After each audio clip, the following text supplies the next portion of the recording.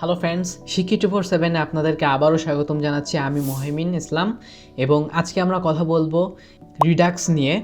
এবং রিডাক্স কি আসলে ভবিষ্যতে যে বড় বড় অ্যাপ্লিকেশনগুলো তৈরি হবে বা হতে যাচ্ছে এগুলোতে রিডাক্সের প্রয়োজন আছে নাকি এবং আমরা রিডাক্স শিখবো নাকি, এই ভিডিওতে আমরা এই বিষয়টা খুবই ভালোভাবে বোঝার চেষ্টা করব। এই ভিডিওতে আমরা হয়তো রিডাক্সের অ্যাকশন, রিডিউসার, স্টোর, ভিউ এইগুলো নিয়ে কথা বলবো না, তবে আমরা বোঝার চেষ্টা করব যে হোয়াট রিয়েলি রিডাক্স ইজ। প্রথম কথা হচ্ছে এই ভিডিওটা তাদের জন্য যারা রিয়্যাক্ট অলরেডি বোঝেন, রিয়্যাক্ট নিয়ে কিছু প্রজেক্ট করছেন, তাদের জন্যই এই ভিডিওটা। কারণ যারা রিয়্যাক্ট বোঝে না তারা তো রিডাক্স বুঝতে পারবে না। রিয়্যাক্ট হচ্ছে জাভাস্ক্রিপ্টের একটি খুবই পপুলার লাইব্রেরি। রিয়্যাক্টেরই একটি প্রবলেম সলভ করার জন্য আমরা রিডাক্স ইউজ করি।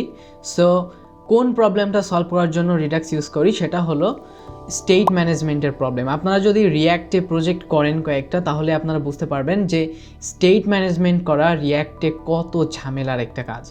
সো এই ঝামেলার কাজটাকে খুবই সহজ করে দিয়েছে আমাদের রিডাক্স এসে। তো এই প্রবলেম সলভ করার জন্য শুধু রিডাক্স না, আরও অনেকগুলো কোম্পানি অনেকগুলো তাদের টুলস তৈরি করছে, পেইড আছে, ফ্রি আছে। কিন্তু আমাদের কথা হলো যে আমরা কেন রিডাক্স শিখব এবং রিডাক্স আসলে ভবিষ্যতে বড় বড় অ্যাপ্লিকেশনগুলোতে রিডাক্স এখনও ব্যবহার করা হবে নাকি। সো এই বিষয়টা নিয়েই মূলত আমরা ক্লিয়ার জানার চেষ্টা করব।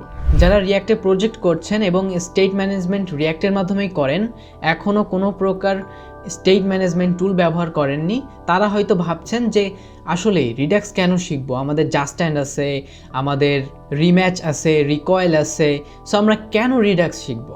সো তাদের জন্য এই ভিডিওটা একটা সলিউশন হতে পারে। তো চলুন শুরু করা যাক। প্রথম কথা হচ্ছে যে রিয়্যাক্টে নতুন করে কনটেক্সট এপিআই আসছে, নতুন করে না, অনেক আগেই আসছে, তবে এটা এখনও সেভাবে পপুলারিটি অর্জন করতে পারেনি। তবে ইন ফিউচারে হয়তো রিডাক্সের আর কোনো প্রয়োজন হবে না, এমনকি কোনো স্টেট ম্যানেজমেন্ট টুলের প্রয়োজন নাও হতে পারে। এই কনটেক্সট এপিআইয়ের মাধ্যমেই আপনারা স্টেট ম্যানেজমেন্ট করে ফেলতে পারবেন খুব ইজিলি। কিন্তু একই বিষয় এইখানেও, ওয়েবসাইট যে শুধু তৈরি করতে হবে, নতুন নতুন ওয়েবসাইট তৈরি করতে হবে, বিষয়টা এমন না।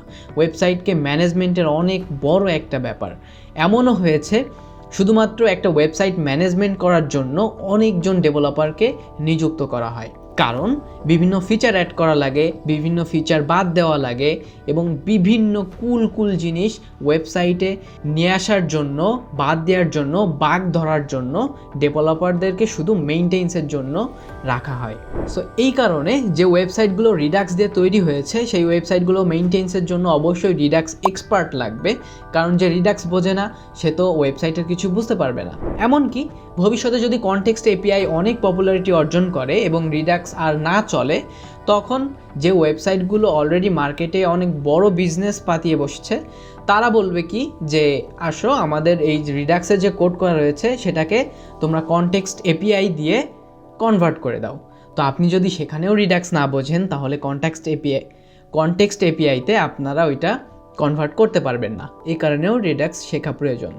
ভবিষ্যতের অ্যাপ্লিকেশনগুলোতে রিডাক্স ইউজ করা হবে নাকি সেটা নিয়ে যথেষ্ট কোশ্চেন রয়েছে।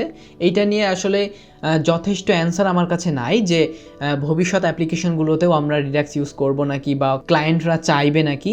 কিন্তু বর্তমান সময়ে 2023 সালের শেষের দিকে এসেও আমরা দেখতে পাচ্ছি যে রিডাক্স স্টিল মার্কেটে দাপিয়ে বেড়াচ্ছে। অনেক ক্লায়েন্টরা তাদের প্রজেক্টে রিডাক্স লাগবেই এমনভাবে তার রিকোয়ারমেন্ট দেয়। অনেক কোম্পানি রয়েছে যারা রিকোয়ারমেন্টের ভিতরে এইটা সব থেকে বড় অক্ষরে লিখে রাখে যে রিডাক্স এক্সপার্ট রিকোয়ার্ড। সো আমাদের এইখানে একটা বিষয় ক্লিয়ার হচ্ছে যে রিডাক্স আপাতত 2023 সালের শেষের দিকে এসেও আপনাকে এই সময়ে রিডাক্স শিখতেই হবে। ভবিষ্যতে কি হবে সেটা পরের বিষয়, বাট বর্তমানে রিডাক্স শেখা জরুরি বলে আমি মনে করি। সো ইন কনক্লুশন বলা যায় যে রিডাক্স বর্তমানে আপনার শেখা উচিত, কারণ রিডাক্সের পপুলারিটি রয়েছে, যেমন ছিল তেমনই রয়েছে। সো রিডাক্স শিখতে হবে। ভবিষ্যতে কি আসবে না আসবে সেটা তো আমরা জানি না। তো নিজেকে আপডেট করতে থাকুন। আরও যেসব আপনার স্টেট ম্যানেজমেন্ট টুলস এসছে সেগুলো শেখার চেষ্টা করুন। আশা করা যায় সব কিছুই ঠিক থাকবে। তো যদি ভিডিওটা ভালো লাগে তাহলে লাইক করবেন, কমেন্ট করবেন এবং বন্ধুদের কাছে শেয়ার করবেন। So thank you for watching this video. I will be see you in the next one.